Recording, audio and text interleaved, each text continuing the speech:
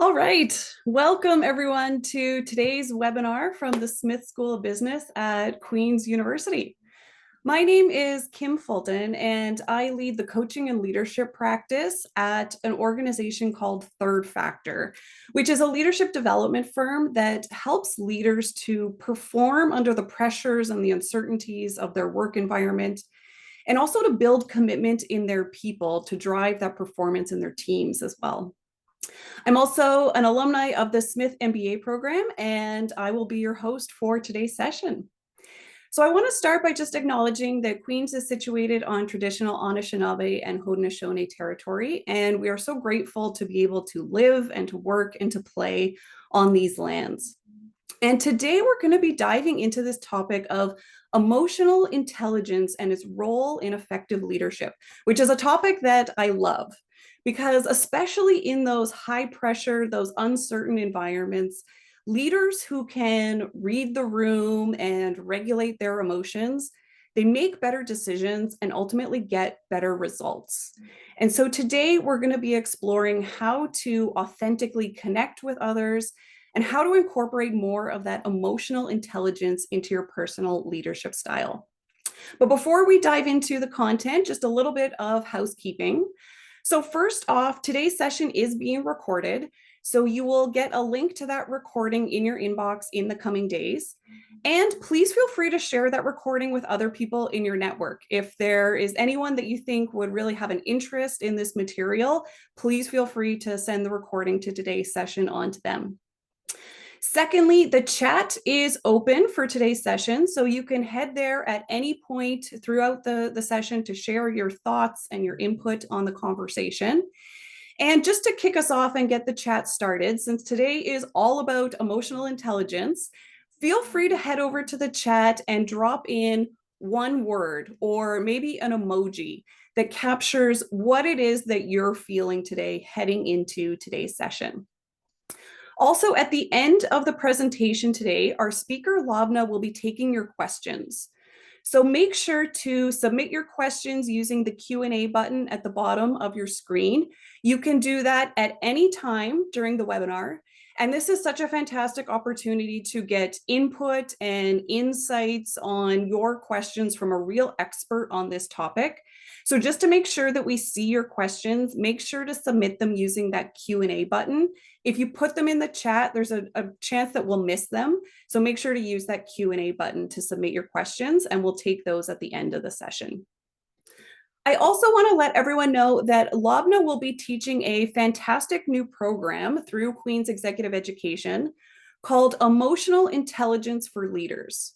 So this is a 2-day session happening in Toronto in November. So if the ideas and the concepts that Lobna is sharing today really resonate with you and you want to spend 2 days with her going deeper and really digging into this material, make sure to register for that 2-day program because space is limited. We'll include a link to all of those program details in the follow-up email that you'll receive after the session. And I think we'll also just put a link to the registration in the chat for easy reference for you as well. So now it is my pleasure to introduce today's presenter. Lobna Chérif is the chair in resilience at the Royal Military College of Canada, and she's an associate professor in the Department of Military Psychology and Leadership. She's the founding director of the RMC Resilience Plus program, where she leads initiatives that build resilience and leadership and overall well-being in our Canadian Armed Forces. And her work has also shaped leadership development and resilience training in a number of military institutions internationally as well. And no one will be surprised to learn that her contributions have earned a ton of recognition and many prestigious awards as well. So Lobna, welcome. Thank you for joining us today. Thank you very much, Kim. It is really my pleasure to be here and to see all these curious and enthusiasm and all the positive emotions I'm reading in the chat. Good afternoon, everyone. It's truly a pleasure to be with you today. And I'm going to start sharing my screen here for everybody. Perfect. That looks great. So I'll turn it over to you, Lobna, and the floor is yours. Thank you. So I am just going to make sure. Yeah. So as I said, it is truly a pleasure to be with everybody here. And in the next 60 minutes or so, I invite you to engage with your inner compass as we explore how emotional intelligence or EI can transform not only how we lead, but how we show up for ourselves, for our teams, and for our mission. So today we are going to begin by grounding ourselves in the science of EI, emotional intelligence, then journey through its four essential pillars, self-awareness, self-management, social awareness, and relationship management. Along the way, you will gain tools to immediately apply it in your leadership. Please feel free to share questions or thoughts while we're going through this. So I would like to start with a quick reflection. Think of the leader you admire. What made them emotionally intelligent? Please feel free to share in the chat your thoughts about a leader that you admire and what made them emotionally intelligent. And while you're sharing your thoughts, I'm going to start with defining emotional intelligence. So there are many possible definitions of emotional intelligence, and many definitions can be found on the internet. But the concept, the scientific definition of emotional intelligence include two component terms. So emotional intelligence, there is the word emotions, and intelligence. So intelligence belongs to the cognitive sphere of mental functioning, whereas emotions belong to the affective sphere of mental functioning. And the meaning of emotional intelligence has something specific to do with this very intelligent intersections of emotions and thoughts. So emotional intelligence is the ability to perceive, express, understand, and regulate our own emotions, and to validly reason with emotions and to use emotions to enhance thought and positively influence the emotions of others. So EI, emotional intelligence, is the science of how we are with ourselves and how we are with each other. It goes beyond just being a soft skill. EI is often the reason one leader thrives while other stalls. It's not just soft skill.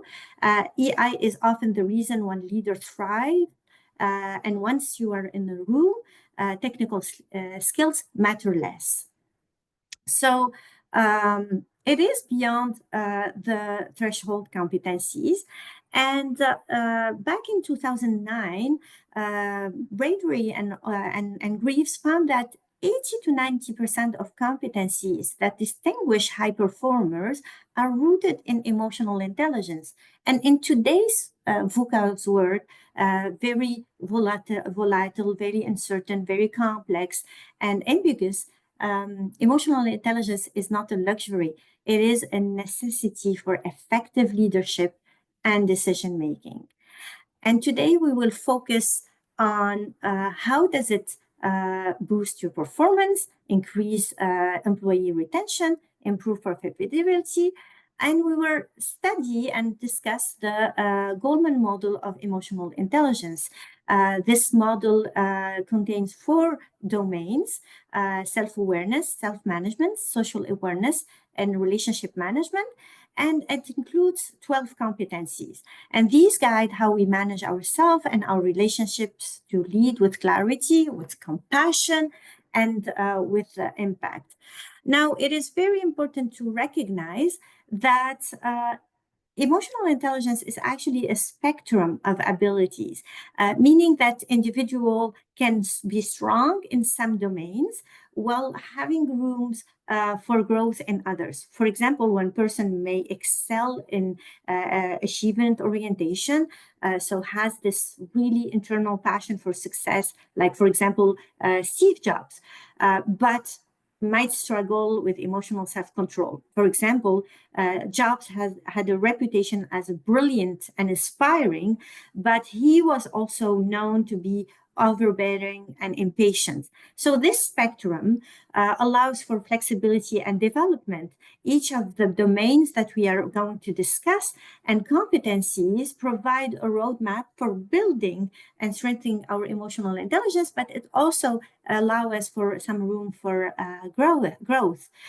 So we will begin with the first domain, which is self-awareness.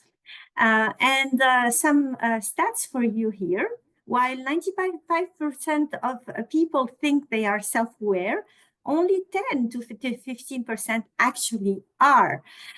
This means that there is often a significant gap between how we perceive ourselves and the reality of who we are and how we are. So true self-awareness involves knowing your strengths and limitations, recognizing your core values and your purpose, and understanding how your emotions impact your performance and relationship. So it is about asking ourselves the question, what am I feeling right now? Why am I feeling this way? And is this emotion helping or hindering my goal? Is this emotion really serving me right now? So how do you develop this emotional self-awareness? Developing emotional self-awareness is a journey that begins with understanding and mastering your own emotion. And a key skill is your emotional fluency.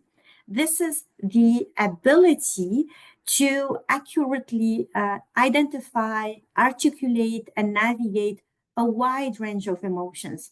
So it helps us communicate our feelings effectively and gain a deeper understanding of emotional experiencing. So if we want to break this down, the component of emotional fluency would include, recognizing and naming the accurately what you're feeling. Emotions are complex, and we often simplify them into broad categories like I'm happy, I'm sad. Emotional fluency encourages us to dig deeper. Are you feeling contentment? Are you feeling joy? Or perhaps it is frustration or fear or disappointment. So expanding your emotional vocabulary helps you understand what's really going on internally. Being able to name your experience gives you power over that emotional experience. And once you have identified the emotion, the next step is to describe it with clarity. This means understanding not only what you're feeling, but why are you feeling this emotion? For example, instead of saying, I'm stressed, you might say, I'm feeling overwhelmed because I have competing deadlines and I'm unsure how to prioritize. So precision in describing emotions allow us for better problem solving and emotional regulation. So emotional fluency is not just about internal awareness, it's also about communication, being able to express your emotion in a way that fits the context, whether it is at work, in relationship, or with yourself, is crucial with your team. So, for instance, calmly expressing frustration during a team discussion helps to resolve issues without escalating tensions. So frequently when we are asked what we are feeling, we resort to really those brief and vague replies like fine, good. Sometimes it's literally meh, which is literally not an emotion. How often do we really pause and give a thoughtful and honest answer when someone inquires about our well-being? So why does this matter? It matters because 3/4 of people struggle to identify and express their emotions clearly. Naming emotions reduces their intensity, give us power over the emotion, and it shifts us from emotionally hijacked to emotionally informed. So let's pause for 60 seconds and let's take this moment to connect with your current emotional state and observe it openly. I would like you to close your eyes, if this helps, and think about your energy level on a scale for 1 to 10. So that would indicate the level, the amount of energy you currently possess, 1 being low energy and 10 being very high energy. I would like you to write down a number. So from 1 to 10, what is your energy level right now? And once you've done this, I would like you to evaluate the pleasantness of the feeling. So same, from 1 to 10, how pleasant is the feeling, the emotion you're feeling right now? 1 being really not pleasant, 10 being amazingly pleasant. And write down the number there. Yeah. And now I would like you to plot your 2 scores on the chart on this mood meter in front of you. And this tool is a very well researched and grounded in emotional intelligence theory. This tool offers 100 words to distinguish between different emotions, characterized by various level of pleasantness and energy. Specifically, it offers 50 words describing emotion of progressively positive valence and 50 words describing negative valence emotions. So as you can see, 100 words for emotions. Emotions are nuanced and complex, and they cannot always be perfectly captured by this mood meter. But this can help you actually find and reflect and pause. And maybe if you find that your emotion doesn't correspond perfectly to the options on the mood meter here, maybe you can try exploring a bit further. For example, ask yourself, is there a word that better captures what I'm feeling right now? Am I experiencing a mix of emotions? Sometimes it's a mix of 2, 3 emotions. So this is what helps us develop a more precise emotional awareness and emotional fluency.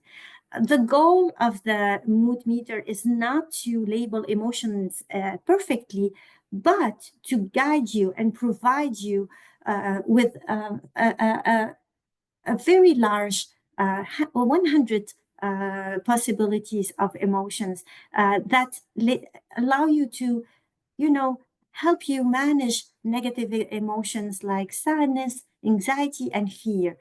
And research shows that the more we're able to name our emotions, this helps us decreases the activity of the amygdala and the limbic regions in our brain, and so help us activate the prefrontal cortex that allow us to make decision and problem solve. So this is a tool you're welcome to take with you and think about, discuss with your team, your family members, and really discuss how emotions are really complex and sometimes it's not really what we thought about, but something else. So that is when it comes to the first domain of emotional intelligence, which is self-awareness and emotional self-awareness. And before moving forward, maybe think about when was the last time you paused to name what you were feeling before reacting and before acting and before responding? And what impact did that have or could it have on your response or your reaction? So that leads me to the second domain of emotional intelligence in the Goleman model, which is self-management, which refers to the capacity to regulate emotions, behaviors, and impulses effectively, which enable us to adapt, to be more resilient, to perform, to respond instead of react, right? And to be constructive under various situations. So leaders with self-management create a psychological safe environment where team members feel secure, valued, encouraged to express their ideas without fear of negative repercussion. They build trust with their team. This trust is further reinforced as leaders consistently demonstrate the ability to remain composed under pressure, make rational decisions, and focus on long-term organizational goals. By not being swayed by emotional outbursts or short-term frustration, these leaders promote a culture of stability and resilience. So the problem is that mastering self-management is not always easy. Balancing when and how to express strong emotion can be a challenge. Expressing anger is easy. However, controlling and managing anger is a little bit harder. So how do we really master self-management? Well, in psychology, we say that we are not our emotions. We experience emotions, and this is called emotional diffusion. Emotional diffusion is a concept from acceptance and commitment therapy. It is the process of creating a distance from unhelpful emotions. So we're not talking about positive or negative emotions. We're talking about unhelpful emotions, those emotions that are not serving you, whether they are positive or negative. So instead of becoming entangled in or overwhelmed by my emotion, we can recognize them as transient experiences, mental events, rather than absolute truth. So the goal of emotional diffusion is to create that psychological space between ourselves and those destructive emotions, and this space prevent the emotions from dominating our decision making or behavior, and allow us to respond with clarity and mindfulness. So we can observe our emotion by letting and not let them control us. We enhance our adaptability, we enhance our resilience, we think more clearly, we respond rather react to challenges with greater flexibility. And in practice, emotional diffusion empower us to navigate difficult situation more effectively. So it allows us to move from our amygdala, from the system where it is an alarm, to our prefrontal cortex. So we are better presenting ourselves to the situation. So rather than being entangled and overwhelmed by the emotions, emotional diffusion involves recognize them as transcendent mental experiences rather than identities or truth or direct reflections of reality. And for that, a shift in language is necessary to practice this. Practicing asking the question, what are you feeling right now, rather than how are you feeling right now? So if you go back to the beginning of the session, Kim asked the question, what are you feeling? Usually we ask, how are you feeling? But by asking the question, what are you feeling, we kind of leave us to thinking about the emotion. I'm feeling anger, I'm feeling joy, I'm feeling frustration, rather than say, how are you feeling? And I'm going to respond, I'm feeling sad. So I am the emotion. I am, so that's become my identity, rather than saying, what are you feeling? So I'm feeling pleasure, I'm feeling ease, I'm feeling irritation, I'm feeling sadness. So this is not me, this is not who I am. It is just an experience, and this experience will not be for a long time. It is just transiting. So rather than it is my identity, this is who I am. I am angry, I am I am sad, and this is who I will be forever. And once you do that, you let it rain. And rain is one of the most effective self-regulation techniques. It's an acronym that stands for recognizing your experience. So as I presented a little bit earlier, that's self-awareness, this emotional self-awareness. But then the next step is to accept your experience. So after recognizing what's the emotion, after labeling it, it's to accept it and to be there without trying to suppress, avoid, or change it. It is okay to experience sadness. It is okay to experience anger. It is okay to experience fear. All the emotions are messages. They are telling you something. So to accept and to give yourself the permission to be human and to feel the emotion and to exist and to let it exist as it is, creating space for it instead of resisting it or fighting against it. Often we don't allow ourselves to experience an emotion. We're like, no, I'm not gonna be sad right now. I'm not gonna be angry right now. So the idea is to give ourselves the permission to experience sadness, give ourselves the permission to experience anger, give ourselves the permission to experience frustration when we need to, when it is necessary, because it is a message, it is telling us something. And then move forward and investigate. Once you allow the emotion, you ask yourself and you investigate this emotion with curiosity and openness. So it's asking yourself questions like, where do I feel this emotion in my body? What triggered this emotion? What is deep inside me that is giving me this emotion? What beliefs or thoughts are fueling it? The goal is to gain insight into the root of the emotion rather than just reacting to it, rather than just trying to suppress it, is to understand, why am I feeling what am I feeling right now? What is in the behavior or what is in my thought and my beliefs is letting me to experience this emotion?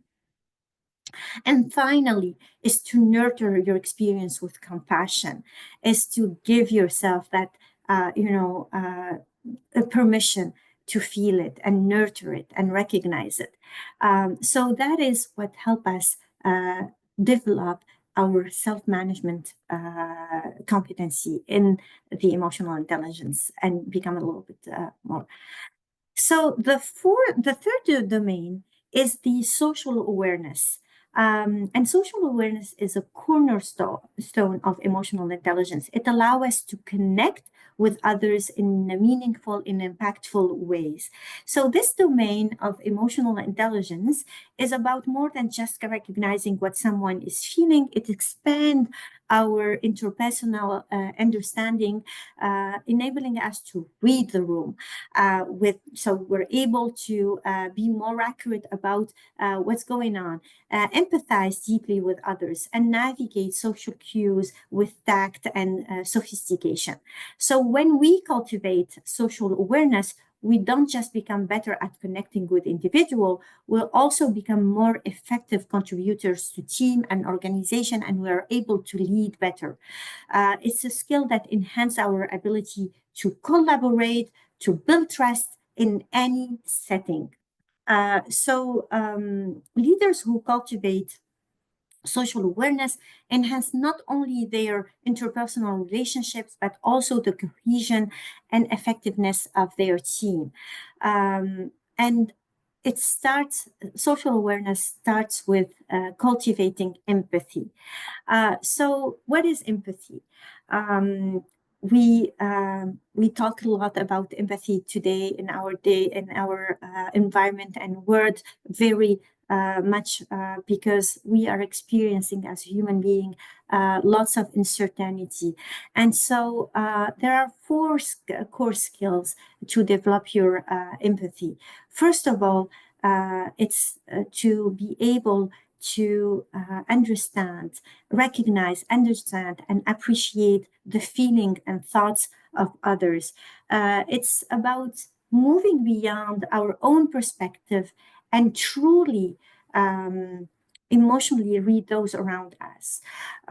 It's also about being no judgmental, to suspend judgment, creating a safe and open space for others to share their feelings without fear of criticism or dismissal. When we stay out of judgment, which is really, really hard, we communicate acceptance, which fosters trust and emotional safety to others. It is also about recognizing and understanding and identifying the emotion others are experiencing. So it's about paying close attention to verbal cues, body language, and even the tone of voice. By recognizing these emotional signals, we can better respond to others' needs and feelings. And finally, it is about communicating and reflecting back your understanding of another's emotion. So you might say, it sounds like you're feeling frustrated because of the situation, or simply validating their experience. So communicating our understanding reassure the other person, and they feel like they are seen, that they are heard, that they are valued. And it's really very important. It takes practice. Developing empathy takes practice, but those four skills provide you with a clear roadmap. But it's also it's about understanding the difference between empathy, sympathy, and compassion. So if a colleague is stressed, you either understand their stress and and you are, or you can just say, I feel sorry for you. It's not like I feel sorry with you, I feel with you. It's a huge difference between feeling sorry for someone or feeling with someone. Compassion is about feeling concern and wanting to help. If you see a homeless person struggling, you feel moved by their situation, and you might offer them food or support. And this is what compassion is about. Sympathy, if I go back to sympathy, is like watching someone from the outside and feeling bad for them, but you're not sharing their emotions. Empathy is really experiencing their emotion, and you feel for them and with them. So, understanding this difference between sympathy, empathy, and compassion, but also understand the three types of empathy: the cognitive, where you understand the thoughts, or the emotional empathy, where you share their feelings. And then finally, the empathic concern, where you care about others, you care and you want to help. This is when you want, it's not just about feeling with someone, it's about being moved to help them.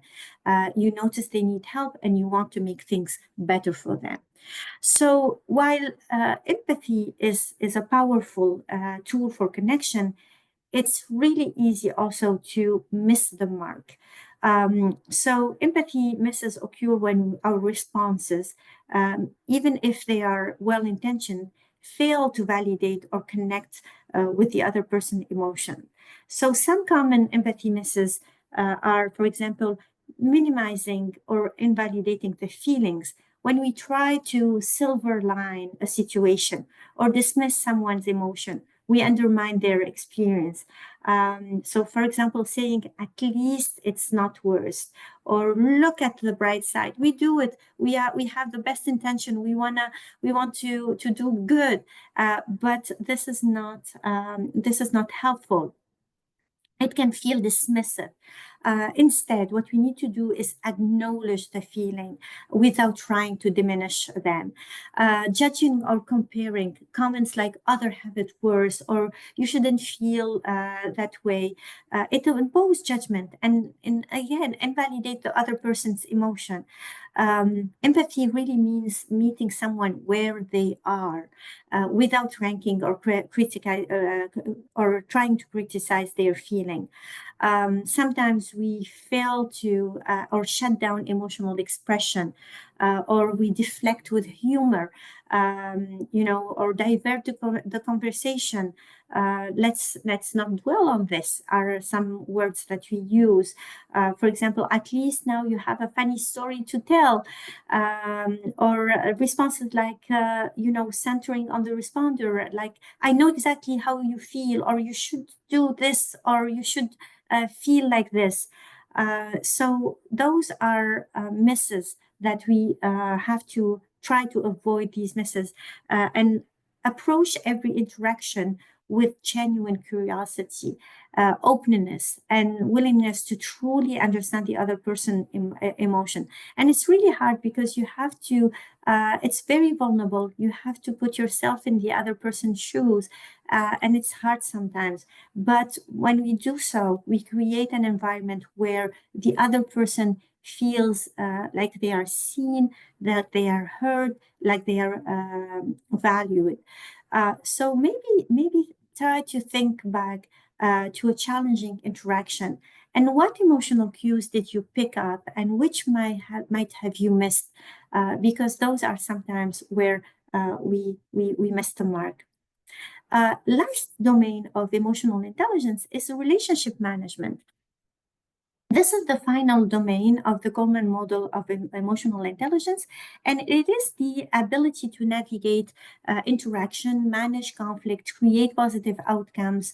And this is where emotional intelligence becomes visible. How you lead meetings, how you resolve conflicts, how you coach others, how you inspire a collective why. Great leaders don't just manage people, they connect meaningfully. And for us to connect with people, we need to remind ourselves to listen a little bit more.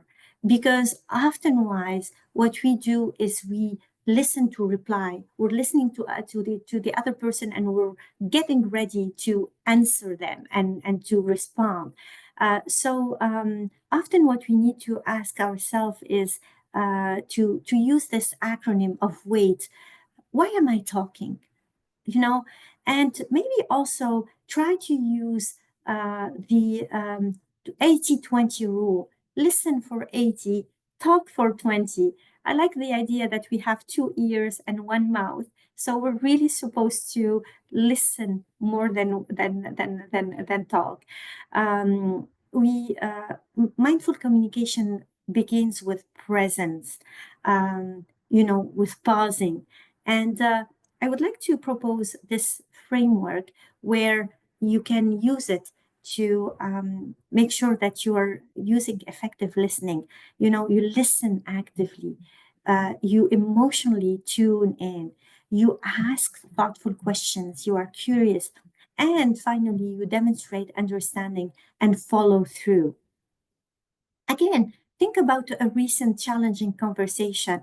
Maybe you missed one of or forgot to use one of those letters, and maybe it would have been helpful to use to pause and really take the time to listen, to emotionally tune in, to ask thoughtful questions, to be curious, or to demonstrate understanding and follow through. This is an exercise for you to reflect on, to think about next time.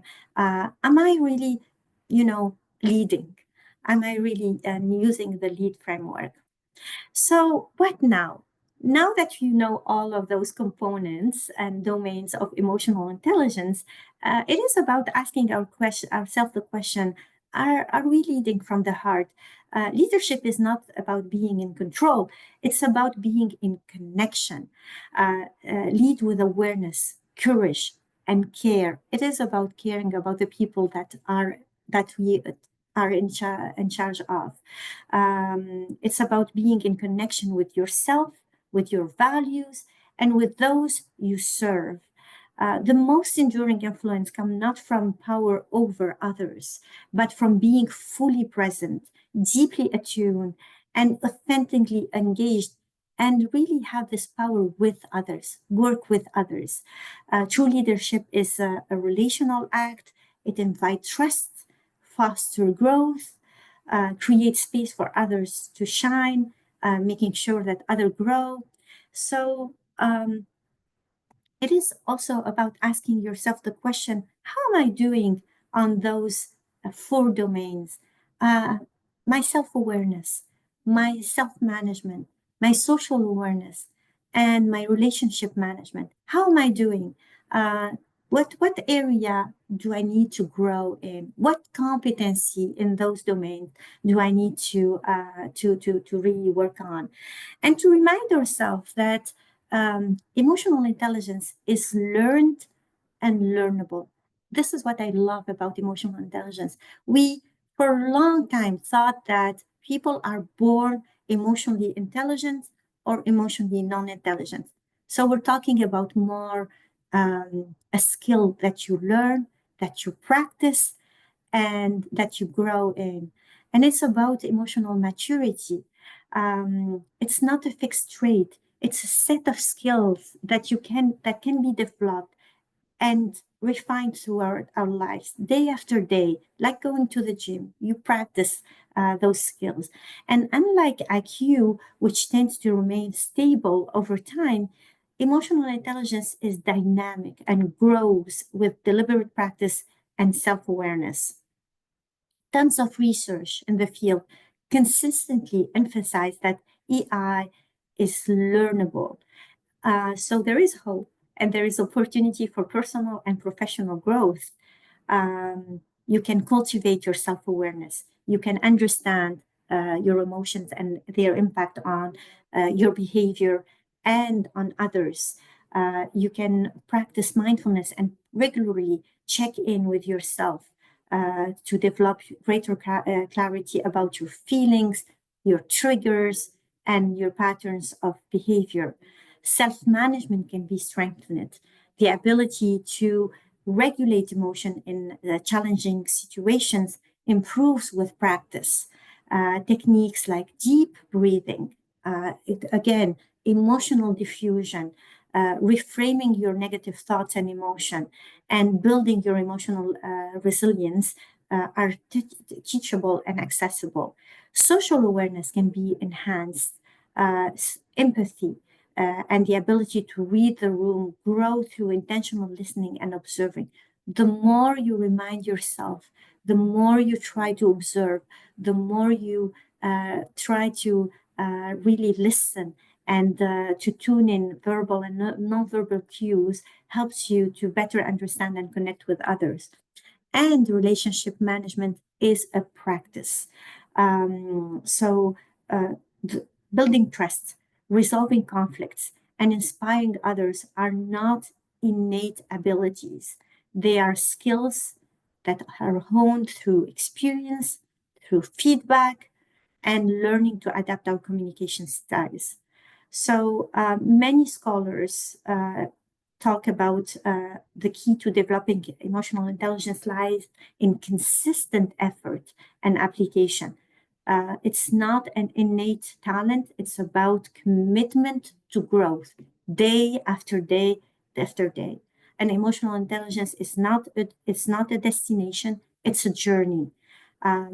You embrace learning opportunities. We can all enhance our emotional intelligence and really unlock our potential. So before we close, I want to invite you to think what's one small but meaningful commitment you can make to integrate emotional intelligence in your leadership? Maybe it's starting your meeting with check-ins. Maybe it's pausing before reacting and trying to respond instead of react. Maybe it's scheduling 10 minutes each week for self-reflection and self and feedback. So write it down and hold yourself accountable because change doesn't begin with grand gesture, it begins with intention.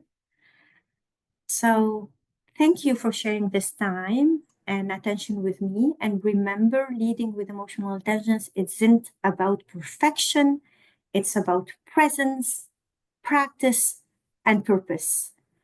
And it is about giving yourself permission to be human. Thank you very much. Amazing. Thank you so much, Lobna. What a great presentation. There's so much richness and everything that you just talked about over 40 minutes, and I can tell that there's so much more below the surface. Like each one of those four areas we could dig into. I think it's spend another hour on them for sure. You're very So welcome. just a reminder to the audience, we're going to take Q&A. So if you've got questions, please do submit them using the Q&A function at the bottom of your screen there. We'll get to as many of them as we can. And, as you're submitting those questions, I just sort of one reflection I had in listening to everything that you talked about, Lobna. I loved the topic of empathy, and especially when we talk about leadership, because it feels like there's often this tension between I need to be empathic as a leader, but I also need to hold people accountable and drive results. And it feels like those can be in tension at Yeah. times.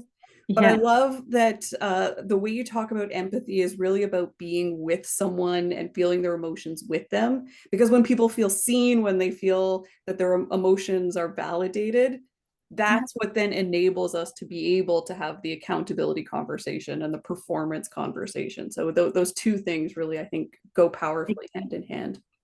Exactly, exactly. When people feel also that they are cared, that we care about them, this is when they will care also about our mission and our vision and our institution. So this is where also this work comes together. Yes, yes, absolutely. So we've got one question here that was submitted, is about how, we're in these work environments, we're managing our own emotional intelligence, but then of course there's all these other people that we're interacting with as well. So how can we gauge the sincerity of someone else's leadership style? Like the empathy that they're demonstrating, how can we judge if that is something that's got sincerity and authenticity behind it, or is it sort of a front that they're putting on? And it triggered the thought when you were talking about those empathy misses that there might be something there to pick up on. Mm-hmm. It's hard to really have a response to this. I guess it goes back to their character and to really look at the intentions behind the behavior and behind the words that are said. And usually also when we interact with people, we can see their strengths of character. We can see also their use of or misuse of some character strengths. So it is about really trying to understand and to make sure that we are trying to understand the other person perspective. We're trying to put ourselves in the other person shoes, and that we're all human, but we make mistakes. So really, we cannot really gauge their honesty, but we can give them the benefit of doubt, and we really work together. And I think that by making our responsibility to be emotionally intelligent, we can help other people grow and reflect about their emotional intelligence as well. Beautiful.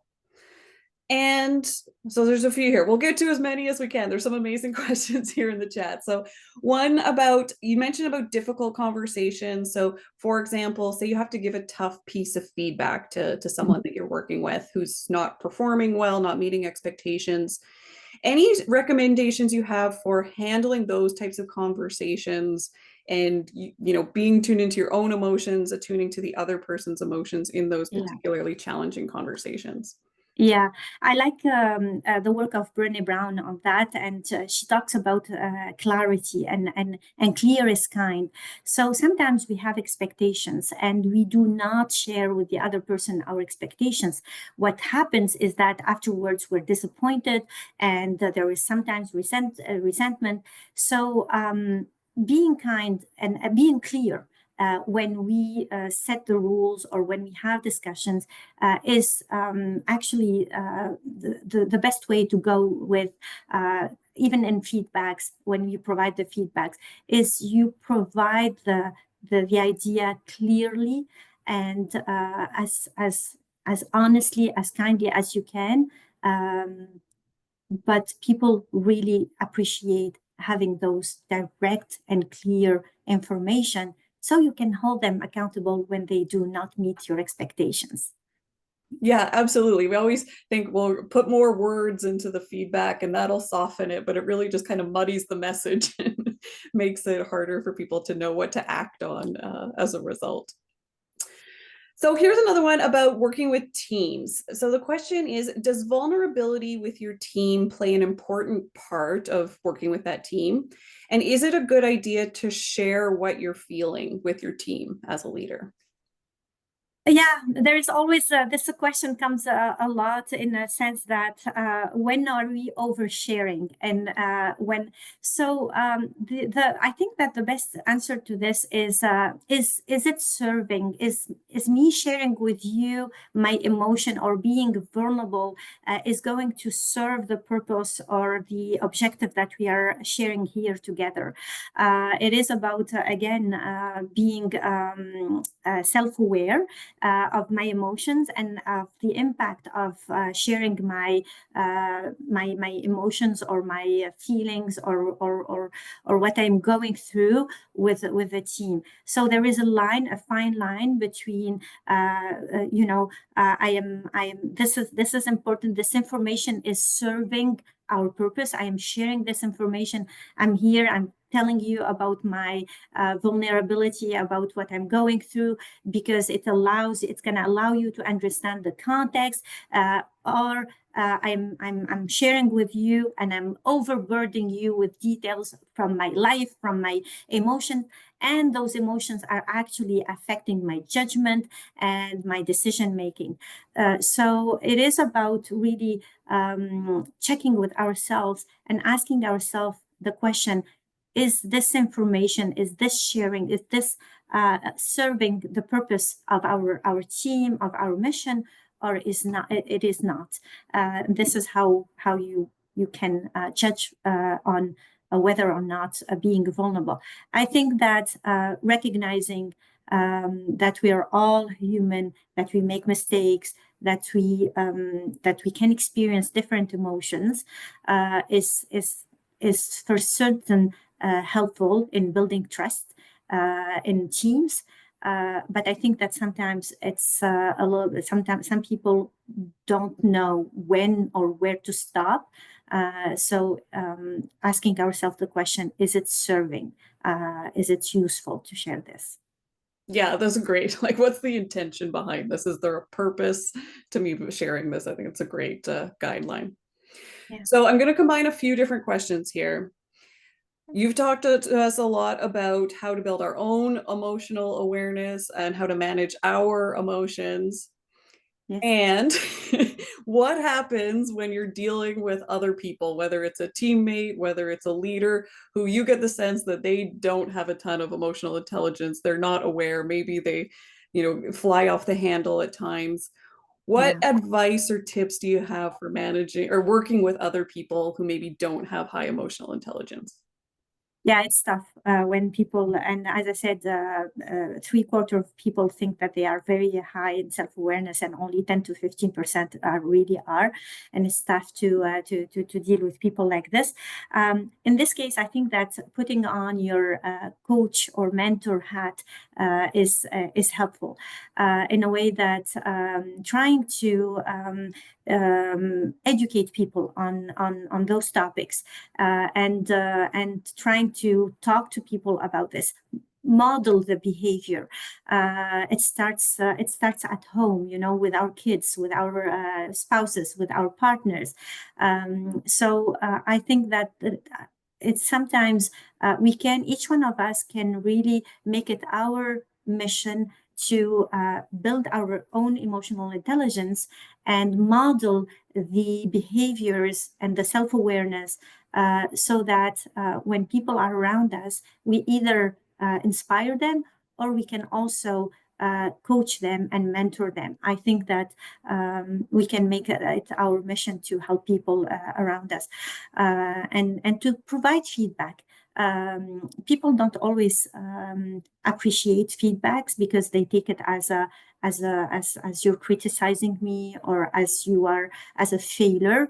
But the more we normalize sharing feedback.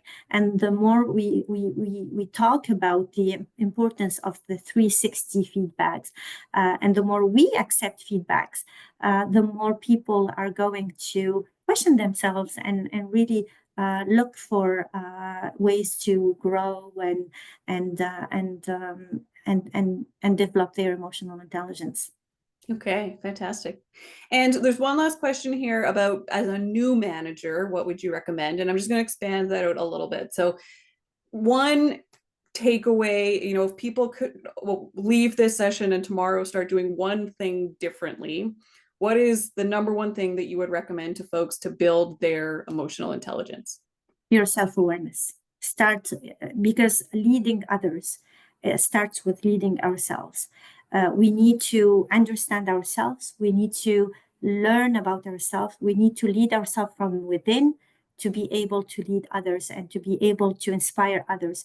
So know yourself, learn about yourself, build your self-awareness, whether it is emotional self-awareness, know your strengths, know your triggers, and from there, you are going to become to build your self leadership.